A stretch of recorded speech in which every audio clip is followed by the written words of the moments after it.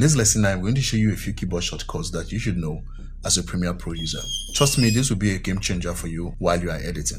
Now, the first one is the keyboard shortcut to do a quick duplicate in Premiere Pro.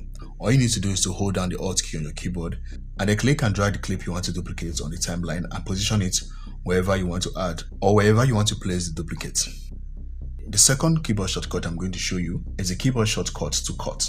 If I want to cut this clip, for example, what I would do normally is to head over to the tools and then select the razor tool and then head over to any point of the clip I want to cut and then click, and immediately the clip will be split into two. But instead of doing that, all you need to do is to place your playhead at the point you want to cut and then press Ctrl K on your keyboard and the clip will be divided into two.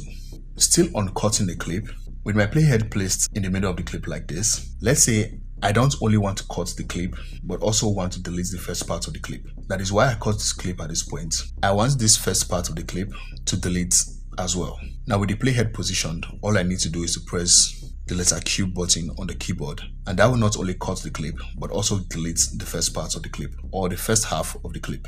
To do the opposite, that is to cut and delete the second half of the clip, with my playhead positioned, I'm going to hit on the W key on the keyboard. If you find this video helpful, be sure to give it a like and subscribe to the channel.